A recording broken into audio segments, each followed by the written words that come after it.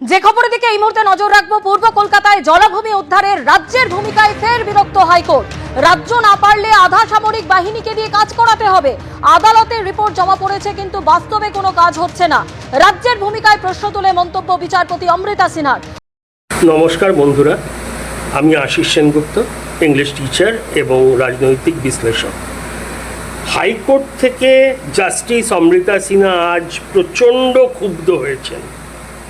ব্যাপারটা হলো, জলাভূমিতে পূর্ব কলকাতার ওয়েটল্যান্ডসে জলাভূমিতে বেআইনি নির্মাণ, এই নিয়ে বহুদিন ধরে মামলা চলছে। 500-র ওপর বিল্ডিং আছে, নির্মাণ আছে এই এলাকাতে, যেটা ভাঙতে নির্দেশ দেওয়া হয়েছিল, কিন্তু এখনো করা হয়নি। এবং এই কাজের দায়িত্বে যারা আছেন, east Kolkata wetland management authority, এদের দায়িত্ব দেওয়া হয়েছিল, এরা এখনো করে উঠতে পারেনি। তখন এদের প্রশ্ন করার পরে এদের উকিল জানান যে পুরসভার কাছে সাহায্য চাওয়া হয়েছে, কলকাতা পুরসভা সাহায্য করেনি। বিদ্যুৎ বন্ধ করতে বলা হয়েছিল, কিন্তু স্থানীয় বিক্ষোভের সামনে বিদ্যুৎ বন্ধ করা যায়নি। তা এতে খুবই ক্ষুব্ধ, কেন এই মামলাটা অনেক দিন ধরে চলছে, অনেক বছর ধরে। তারপরে EKWMA মানে east Kolkata wetland management authority এও জানান যে এই 505খানা বেআইনি নির্মাণ ভাঙতে গিয়ে তারা জেলা শাসক বা ডিস্ট্রিক্ট ম্যাজিস্ট্রেটের কাছেও সাহায্য চেয়েছেন, ওখান থেকেও কোনো সাহায্য আসেনি। প্রশ্ন আসছে, এত দুঃসাহস কাদের? কারা এইসব জায়গায় বাড়ি বানায়? হাইকোর্টের অর্ডারকে তোয়াক্কা না করে 1992 থেকে এই অর্ডার, জলাভূমিতে নির্মাণ করা যাবে না। এ শুধু বেআইনির না, এর কারণ আছে। কারণ এই জলাভূমি বা ওয়েটল্যান্ডস শহরটাকে সুরক্ষা দেয় ভয়াবহ বন্যার থেকে। সৌভাগ্যবশত কলকাতার আশেপাশে এখনও প্রচুর জলাভূমি ইত্যাদি আছে, তাই ওরম বন্যার প্রকোপ হয়নি। কিন্তু দেশের বহু রাজ্যে, যেখানে জলাভূমির সংখ্যা খুবই কম, ভয়ানক বন্যা দেখা দিয়েছে এবং বহু বহু মানুষের মৃত্যু হয়েছে। সেই জন্যে হাইকোর্ট এই বিষয়ে খুবই কড়া।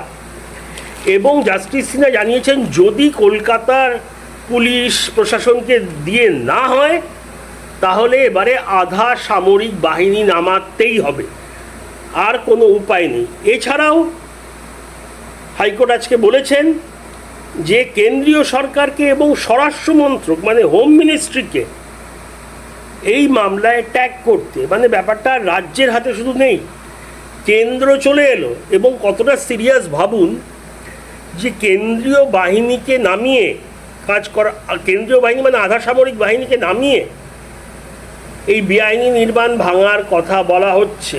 বিদ্যুৎ সংযোজন যে আছে সব কেটে দিতে হবে। এই নির্দেশগুলো মানতে কি ভয় পাচ্ছে কলকাতা পুলিশ? বুঝতে পারছি না। লাখ লাখ মানুষের উপকারের জন্যে বোধহয় কয়েক হাজার লোক থাকেন, আর তারা বেআইনিভাবে এসে বসবাস করছেন, তাদের তো সরাতে হবেই। অদ্ভুত ব্যাপার হলো, মানে রাজ্যের প্রতিক্রিয়া পাওয়া যায় না, মানে এর পক্ষে না বিপক্ষে কিছুই জানা যায় না। বিভিন্ন সব ক্ষেত্রে সব নেতা মন্ত্রীরা এত কথা বলেন, বাঙালির বিরোধী, কেন্দ্র এই করছে ওই করছে, কিন্তু এইসব বিষয়ে চুপ। চেপে ধরলে বলবে কোর্টের কেস চলছে, মন্তব্য করব না। আরে, যে সরাতে নির্দেশ দেওয়া হয়েছে, বিল্ডিংগুলো ভাঙতে, বিদ্যুৎ সংযোজন বন্ধ করে দিতে, কেটে দিতে, ওইগুলো কবে হবে? হচ্ছে না কেন? 16 মার্চ পরের শুনানি আছে, এবং সেই 16 মার্চ কি ঐতিহাসিক নির্দেশ আসতে চলেছে? কলকাতায় কি ভোটের আগেই নামতে চলেছে আধার সামরিক বাহিনী অপারেশন করতে? এক বিশাল হুলস্থুল হতে চলেছে, কারণ এই 500-র ওপর 505খানা মতো বাড়ি ভেঙে ফেলতে হবেই, এর অন্যথা হবে না। এটা হাইকোর্টের নির্দেশ। কেউ আটকাতে গেলে কোর্ট অমান্য করা হবে, কোর্টের আদেশ উল্লঙ্ঘন করা হবে, আদালত অবমাননা। তো কি হতে চলেছে আপনাদের কি মনে হয় এই বিষয়ে? ফিরহাদ হাকিম সাহেব কি বলবেন? উনি তো আমাদের মেয়র, আর যখন কলকাতা পুরসভার নাম নিয়েছে EKWM, তার মানে এইগুলো নিশ্চয়ই কলকাতা পুরসভার এখতিয়ারের আন্ডারে আসছে। চূড়ান্ত অসহযোগিতার কথা বলা হয়েছে। এমনিতে আমরা দেখি কেন্দ্র আর রাজ্যের মধ্যে তুলকালাম অসহযোগিতা, কিন্তু এখানে তো রাজ্যের আর রাজ্যের দুটো সংস্থার মধ্যে চলছে।